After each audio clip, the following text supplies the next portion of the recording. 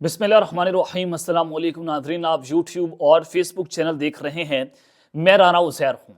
ناظرین، corps commanders conference کے اعلامیے کے بعد تو ایک چیز بڑی واضح ہو چکی ہے کہ پاکستان کی اسٹیبلشمنٹ یا ملٹری وہ 9 مئی والوں کو اسے قبول کرنے کو تیار نہیں ہے، ان کو انصاف کے کٹہرے میں لا کر کھڑا کرنے کی باتیں ہو رہی ہیں، اور یہ بھی بات کی گئی ہے کہ مخصوص سیاسی عناصر پاک فوج کو بدنام کرنے کی سازشیں کر رہے ہیں، ان کے خلاف کیمپینز کر رہے ہیں، یعنی کہ ڈائریکٹلی یہ پیغام پاکستان تحریک انصاف کو پاک فوج یا کور کمانڈرز کانفرنس کے اعلامیے کی جانب سے وہ جاری ہوا تھا۔ تو اس کا مطلب یہ ہے کہ یہ کوئی کسی شخص کی انفرادی رائے نہیں تھی، بلکہ پورے ادارے کی رائے تھی۔ جب کور کمانڈرز کانفرنس ہو رہی ہو تو اس کا مطلب ہوتا ہے کہ پورا ادارہ، فوج کیا سوچ رہی ہے، اسٹیبلشمنٹ کیا سوچ رہی ہے۔ تو اس سب کے اندر جناب آج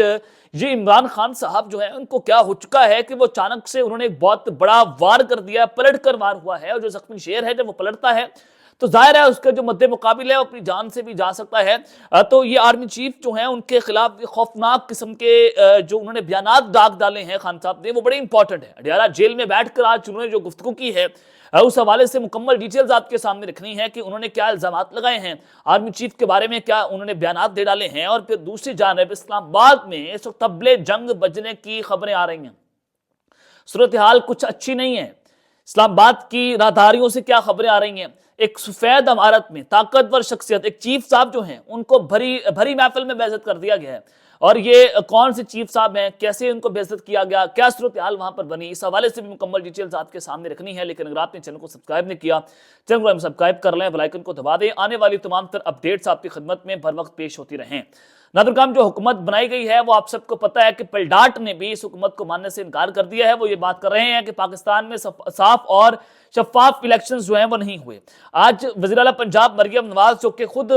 جو ہیں وہ چوری شدہ سیٹ کے اوپر وزیر اعلیٰ بنی ہیں، مار شرافت سے یہ کرسی ہار گئی تھی۔ فارم 45 کے مطابق آپ سب نے دیکھا کہ میاں نواز شریف صاحب کے 318 ووٹوں کو 1318 کر دیا گیا ایک لگا کر، اور ان کے 148 ووٹوں کو اون چودھری کے 948 کیا گیا۔ اور یہ اتنے لکیر کے فقیر ہیں کہ انہوں نے انہی کے جو فارم 45 ہے، انہی کی تصاویر اٹھا کر الیکشن کمیشن نے اپنے ویب سائٹ پر جاری کر دی۔ اس سے ایک چیز بڑی واضح ہوئی ہے، ایک تو انہوں نے عوام کو یہ بتایا کہ آپ کی اوقات نہیں ہے،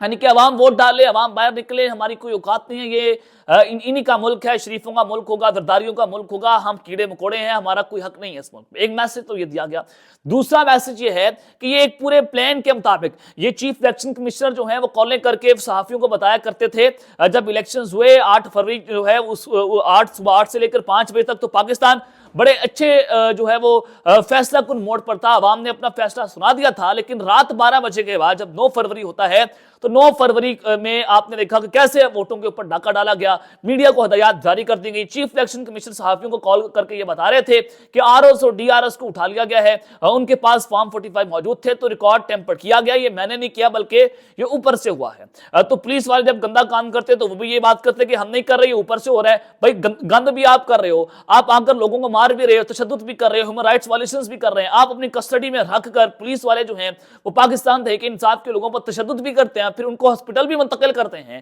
گندا کام آپ کریں، آپ کہتے ہیں ہم نہیں کرتے، آپ نوکری سے ہاتھ دھو دیں، کوئی مسئلہ نہیں ہے، لیکن آپ اپنے اصولوں کے اوپر کمپرومائز نہ کریں۔ آج آپ دیکھ رہے ہیں کہ پاکستان کے پورے کا پورا نظام صرف ایک شخص کو گرانے کے لیے ننگا ہو چکا ہے۔ ایک شخص کو گرانے کے لیے آپ کس حد تک جائیں گے کہ آپ نے عورتوں کی گربانوں پر ہاتھ ڈالا، آپ نے بچوں پر ظلم کیا، آپ 6 سال کے بچے کو آپ نے نہیں چھوڑا، آپ نے میاں عباد فروغ کے بیٹے کو نہیں چھوڑا، اس کو آپ نے قبر میں اتار دیا، لحد میں اتار دیا، آپ نے ذلِ شاہ کو نہیں چھوڑا، آپ نے عرش شریف کو نہیں چھوڑا۔ عمران ریاض جو ہیں وہ آج تک جیل کے اندر بیٹھا ہوا ہے، آپ نے اس کو رہا کیا، آپ نے 5 ماہ پہلے آپ نے اغوا کر لیا، کسی کو کچھ نہیں پتا تھا، عدالتوں میں پروڈیوس نہیں ہو رہا تھا، پاکستان کی عدالتیں خاموش تھی۔ وہ قاضی فائز صاحب جو بڑا چیمپئن بنا پڑتا تھا جمہوریت کا، اس نے اسد تور کو گرفتار کر لیا، اور یہ اسد تور گرفتاری کے پیچھے بھی یہی بات ہے کہ وہ چیف جسٹس صاحب جو ہیں ان کے اوپر تنقید کر رہے تھے۔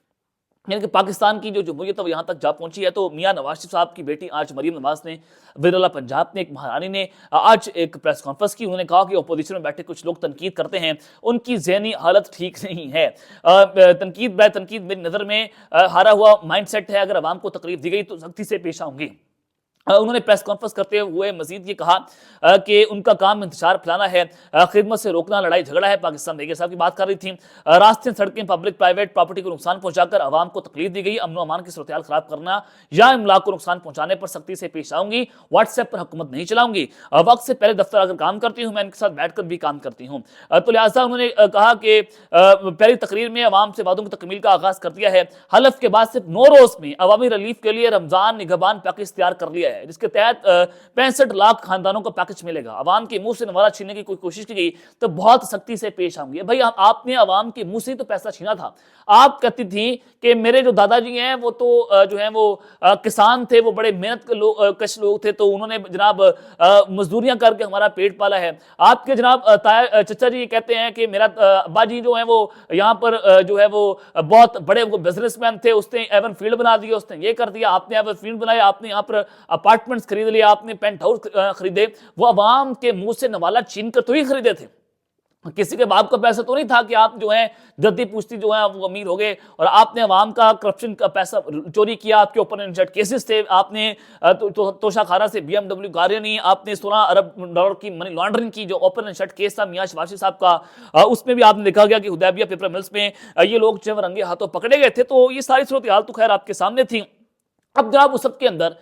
چیف جسٹس قاضی فائز عیسیٰ صاحب، آج ملک میں جو بحران پیدا ہو چکا ہے، آج جو ملک میں لاقانونیت ہے، آج جو ملک میں انسانی حقوق کے خلاف ورزیاں ہو رہی ہیں، پاکستان تحریک انصاف جو ہے ان سے آپ نے دیکھا کہ بلے کا نشان واپس لے کر پورے الیکشنز کے اوپر سوالیہ نشان لگانے والا چیف جسٹس قاضی فائز عیسیٰ صاحب ہے، اور جب ان پر تنقید ہوتی ہے تو صحافیوں کی گرفتار کر لیا جاتا ہے۔ اسد طور صاحب کی جو مثال آپ سب کے سامنے ہے، تو چیف جسٹس کی ایسی آج بے عزتی ہوئی ہے، آج ایسی عوام نے ان کو درگت بنا ڈالا ہے کہ آپ کانوں کو ہاتھ لگانے لگ جائیں گے کہ چیف جسٹس کی جو ان کی عزت جو ہے ان کے اپنے ساتھی ججز نہیں کر رہے۔ ہوا یہ کہ پاکستان بار کونسل نے جسٹس سردار طارق مسعود وہ ریٹائرڈ ہونے جا رہے ہیں، تو ان کے اعزاز میں عشایہ کیا، ان کو کھانے پر بلایا۔ اب ظاہر ہے جسٹس سردار طارق مسعود بھی وہاں پر آنا تھا، چیف جسٹس قاضی فائز عیسیٰ صاحب بھی وہاں پر موجود تھے، اور باقی ساتھی ججز بھی وہاں پر موجود تھے۔ اب جب جسٹس سردار طارق مسعود صاحب جو ہیں انہوں نے انٹری کی تو وکلا کھڑے ہو کر تالیاں بجائیں، انہوں نے استقبال کیا اس کا، اور پرتپاک استقبال کیا گیا، اور پھر اس کے بعد چیف جسٹس قاضی فائز عیسیٰ صاحب آتے ہیں، تو جب جیسے وہ انٹر ہوتے ہیں وکلا نہ تو کھڑے ہوئے نہ تالیاں بجائے گئیں، اور حیران کن بات یہ ہے کہ ساتھی ججز جو ہیں، ظاہر ہے یہ پروٹوکولز ہوتے ہیں کہ جب آپ کے سینئر آتے ہیں تو آپ کھڑے ہو کر ان کا استقبال کرتے ہیں، کھڑے ہو کر ان سے ملتے ہیں، تو ساتھی ججز نے بھی ان کا کھڑے ہو کر استقبال نہیں کیا۔ تو بات یہاں تک جا پہنچی ہے، صورتحال اتنی خراب ہے، اور آپ اندازہ لگا لیں کہ چیف جسٹس قاضی فائز عیسیٰ صاحب جو ہیں ان کی کوئی ججز جو ہیں وہ عزت نہیں کرتے، اور اس سے پہلے 2 ججز یہ بات کر کے چھوڑ گئے ہیں، ان سے جسٹس زیاد الاحسن لڑتے رہے، جسٹس مجاہد علی اکبر نقوی صاحب لڑتے رہے، اور سردار طارق مسعود صاحب نے بھی ان کو ننگا کر دیا، باقی تمام ججز ان کو ننگا کر رہے ہیں۔ تو قاضی فائز صاحب تو اب ایکسٹینشن لینے کی سوچ رہے ہیں، ان کو ایکسٹینشن دی جائے گی، پارلیمنٹ میں ایوان میں ایک آنی ترمیم ہوگی، اس ترمیم کے بعد جو ہے وہ ان کو ایکسٹینشن دی جائے گی۔ میاں شباز شریف صاحب اور یہ پوری کمپنی جو ہے یہ اب 3 سال کی مزید ایکسٹینشن لے کر جو ہے وہ پاکستان میں مسلط رہیں گے۔ اب یہ پورے کا پورا پلان مرتب کر لیا گیا ہے، اور اس پلان کے مطابق پاکستان میں عمران خان صاحب کا خاتمہ، عمران خان کو مائنس کرنا، PTI کو مائنس کرنا، اور ان کو ہمیشہ کے لیے راستے سے ہٹانا ہے۔ یہ پورے ایک پلان کا حصہ ہے۔ ایک پلان یہ بناتا ہے، اللہ الحق ہے، سچ کا خدا ہے، ایک پلان اللہ تعالیٰ بناتا ہے، تو آپ اللہ کے سامنے جو ہے وہ کبھی اپنے پلانز کو کامیاب ہوتا ہوا نہیں دے سکتے۔ تو خیر اب دوسری جانب آ جائیں کہ عمران خان صاحب جو ہیں ان کو اچانک سے کیا ہو گیا کہ وہ آرمی چیف کے خلاف وہ خوفناک ترین بیانات دینا شروع ہو چکے ہیں۔ یہ صورتحال کا بنی ہے، گیم کیا پڑی ہے؟ کل کور کمانڈرز کانفرنس کا اعلامیہ وہ سب کچھ آپ نے تو دیکھ لیا ہے۔ آج عمران خان صاحب جو ہیں وہ منظر عام پر آتے ہیں، آج انہوں نے صحافیوں سے غیر رسمی گفتگو کی ہے، اور انہوں نے ایک جو سب سے امپورٹنٹ بات ہے نا انہوں نے بات کی، انہوں نے کہا کہ مجھے جنرل باجوہ صاحب کہا کرتے تھے، یعنی کہ جب آرمی چیف جنرل باجوہ صاحب تھے تو وہ عمران خان صاحب کو کہا کرتے تھے کہ آپ اچھے بچے بن جاؤ، چپ کر کے بیٹھ جاؤ۔ مولانا فضل الرحمان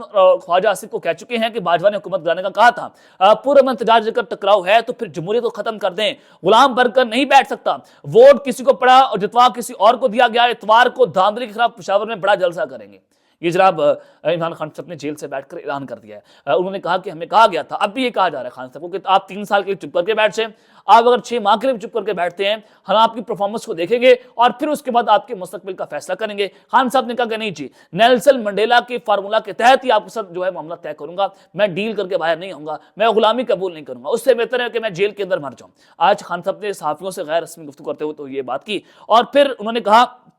کہ میں کور کمانڈرز کانفرنس کے اعلامیے کی تائید کرتا ہوں، 9 مئی میں ملوث ملزمان کو کڑی سے کڑی سزا ملنی چاہیے۔ ماسٹر سٹروک خان صاحب نے کھیلا، یہ انہوں نے جناب ایسا شاٹ کھیلا کہ اب اس کو یہ پلے نہیں کر پا رہے، یعنی کہ یہ بات کرتے ہیں خان صاحب نے 9 مئی کر دیا، انہوں نے کہا جی آپ 9 مئی اگر میں نے کیا ہے تو آپ کڑی سے کڑی سزا دے دیں، ثابت کر دیں، تحقیقات کروا لیں، سی سی ٹی فوٹیج سامنے لے کر آئیں، جوڈیشل کمیشن بنائیں، پھر قوم کو پتہ چل سکے کہ اس کا بینیفیشری کون تھا، اس کا مؤثر مساعد کون تھا، اس کا ماسٹر مائنڈ کون تھا، عوام کو پھر سارا پتہ چل سکے۔ تو خان صاحب نے پھر ایک اور امپورٹنٹ سٹیٹمنٹ دی، انہوں نے کہا کہ یہ اگر سمجھتے ہیں کہ الیکشن ٹھیک ہوئے ہیں تو پھر صرف 4 حلقوں کا آڈٹ کروا لیں، آپ کو پتہ چل جائے گا کہ پاکستان میں الیکشنز کی سنویت کے ہوئے ہیں۔ پشاور سے نور عالم اور لاہور سے نواز شریف کے حلقے کا آڈٹ کروا لیں، اس الیکشن سے 3 جماعتوں کو فائدہ ہوا ہے۔ شریف خاندان کا یوٹن پہلے ووٹ کو عزت دو اور اب بوٹ کو عزت دو کا بیانیہ ہے، تو اب یہ بوٹ کو عزت دے رہے ہیں۔ تو خان صاحب جو ہیں وہ جیل سے بیٹھ کر ان کے اس بیانات سے بات بڑی بات ہے کہ مزاحمتی سیاست کی جانب بڑھ رہے ہیں، وہ لڑائی کی جانب بڑھ رہے ہیں، وہ چاہتے ہیں کہ وہ لڑائی کریں، وہ ان کے حساب اس وقت جواب نہیں دے پا رہے، لیکن انہوں نے پورے نظام کو جیم کر کے رکھ دیا ہے، ان کی وجہ سے پورے کا پورا نظام اس سختے کے اندر آ چکا ہے۔ اب تک لیتے ہیں، اپنا خیال رکھیے گا اور اس جنگ پر خیال رکھنا، نگہبان پاکستان زندہ باد۔